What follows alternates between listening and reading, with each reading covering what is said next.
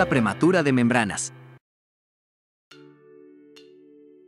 El síndrome de rotura prematura de membranas, RPM, se refiere a la ruptura de las membranas ovulares antes del trabajo de parto. Periodo de latencia es el periodo que transcurre entre la rotura de las membranas y el trabajo de parto. Si supera las 24 horas se define como prolongada. Incidencia. La RPM ocurre en aproximadamente el 10% de los embarazos a término y en un porcentaje mayor en embarazos pretérmino. La rotura prolongada llega a ser el 5% del total de embarazos. Riesgo materno. La RPM se asocia con un mayor riesgo de infección intrauterina, como corioamnionitis, endometritis y sepsis puerperal. También puede aumentar el riesgo de complicaciones durante el parto, como prolapso del cordón umbilical y placenta previa. En síntesis, infección y aborto placentae. Riesgo feto-neonatal.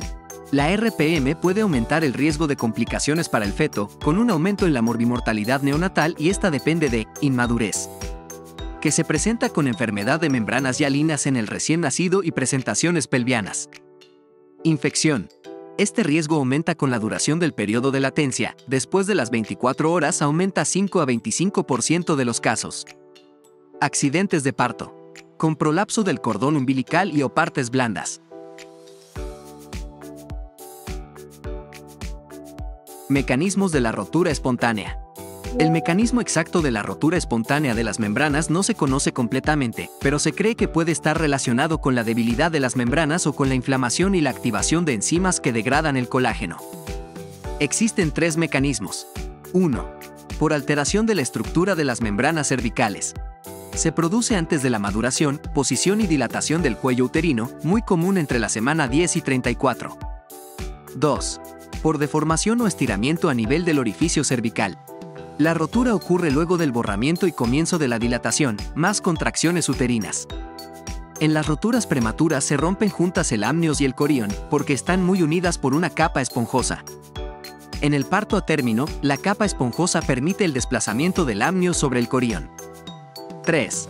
Mecanismo de formación y rotura de 2 sacos ovulares. Por acúmulo de líquido amniótico en el espacio virtual amnico-corial, por filtración a través del amnios. La rotura del corión determina la salida del líquido al exterior, y al conservarse el amnios íntegro se forma una segunda bolsa que se rompe en una etapa posterior.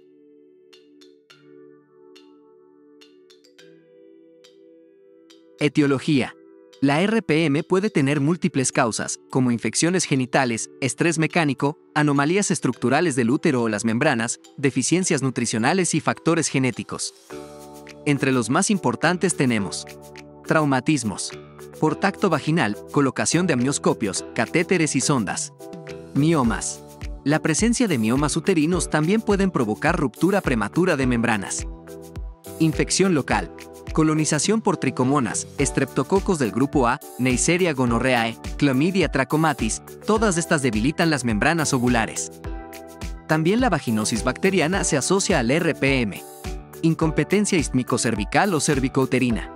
La dilatación disminuye el soporte de las membranas cervicales, produciendo una hernia de saco ovular, que luego se rompen por estiramiento, acción traumática, exposición a gérmenes vaginales. Diagnóstico. El diagnóstico de la RPM se basa en la historia clínica de la paciente, los síntomas, como la salida de líquido amniótico por la vagina, y la confirmación mediante pruebas como el examen especular, la prueba de nitracina y la observación de líquido amniótico a través del microscopio. Lo más común es la pérdida de líquido. Esta debe establecer el color, la cantidad, fecha y hora de comienzo. Examen genital externo. Se verá fluir de la zona vulvar un líquido blanco, claro u opaco ambarino, a veces con meconio y olor a semen o hipoclorito de sodio. Examen genital interno. Si no se puede determinar, se introducirá un espéculo seco, estéril y se comprobará la pérdida de líquido por el orificio externo. Si es positivo, se recogerá el líquido del fondo del saco posterior para laboratorio. Pruebas auxiliares de diagnóstico. Pruebas de pH, cristalización, tinción de células de la piel fetal y glóbulos lipídicos, presencia de fosfatidilglicerol. Ecografía en tiempo real. Confirma el diagnóstico al verse ausencia o escasez de líquido amniótico. Diagnóstico diferencial.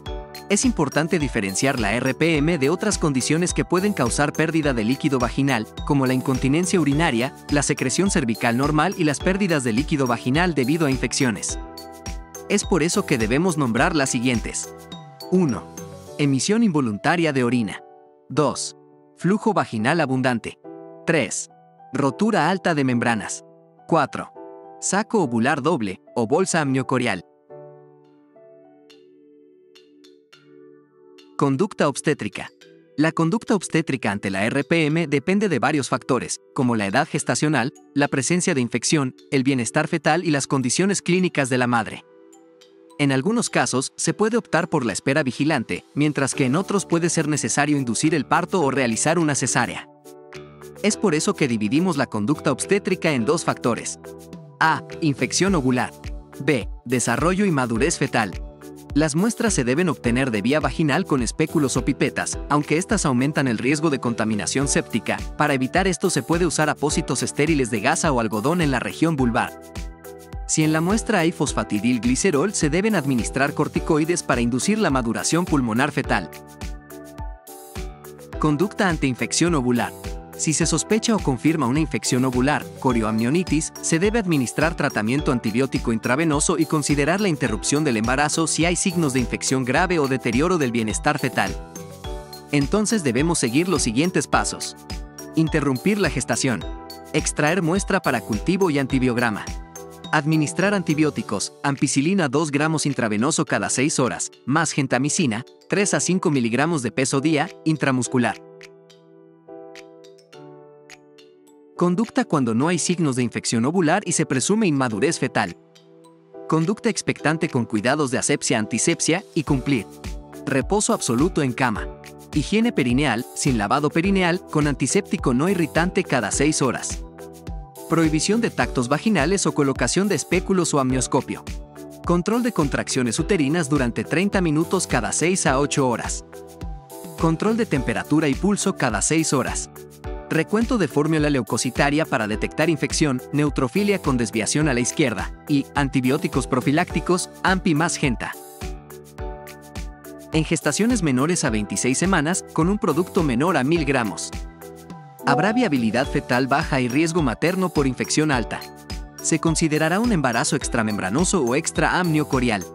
Si la rotura ocurre antes de la semana 21, las membranas se retraen y el feto sigue su desarrollo fuera de la cavidad ovular, que es incompatible con la evolución normal y donde el parto prematuro o el aborto son la regla. El RPM se da más en multíparas. La sintomatología empieza con poca pérdida sanguínea, algunos dolores, luego flujo de líquido amniótico. En la ecografía se ve ausencia de líquido amniótico. El feto presentará hipoplasia pulmonar y deformaciones en los miembros. En gestaciones de 27 a 33 semanas, con un producto entre 1000 a 2000 gramos.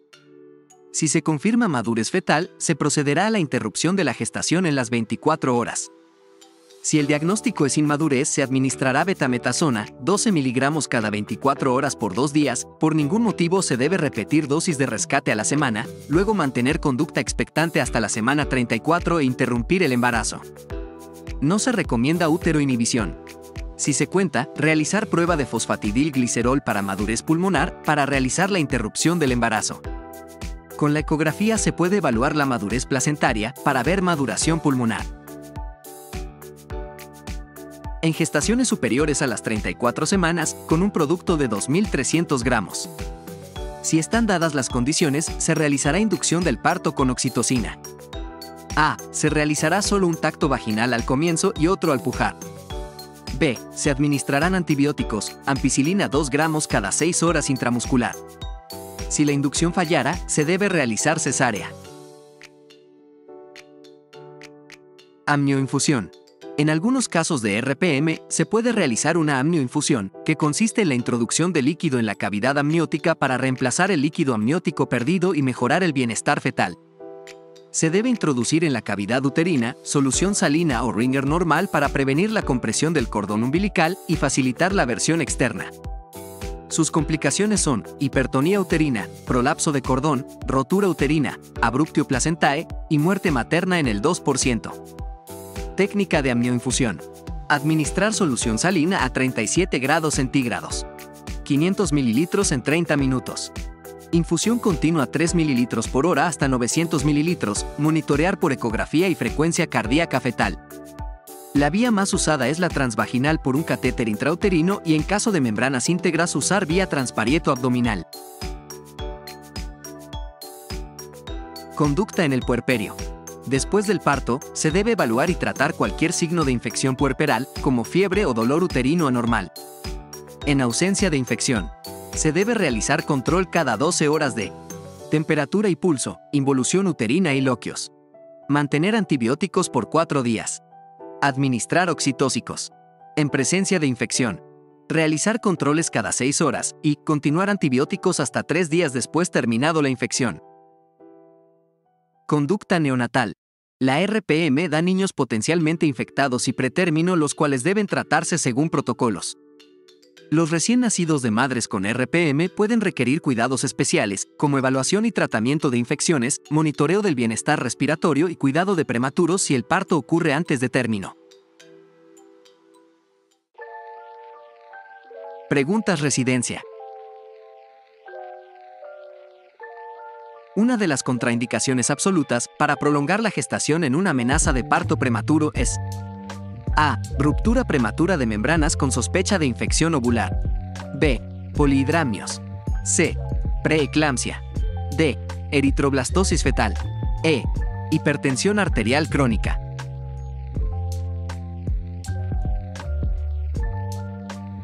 La respuesta correcta es A. Ruptura prematura de membranas con sospecha de infección ovular.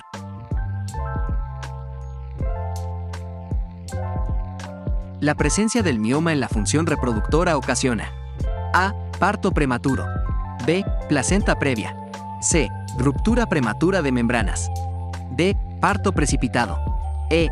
DPPNI.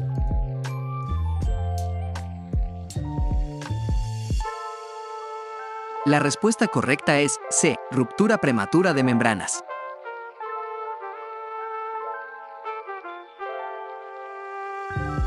Mujer gestante de 18 a 30 semanas acude a consulta por presentar ruptura prematura de membranas mayor a 24 horas. Usted considera una de las siguientes: A. Aborto diferido.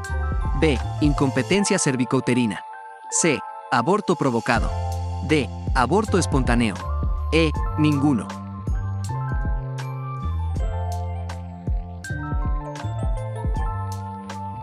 La respuesta correcta es B. Incompetencia cervicouterina.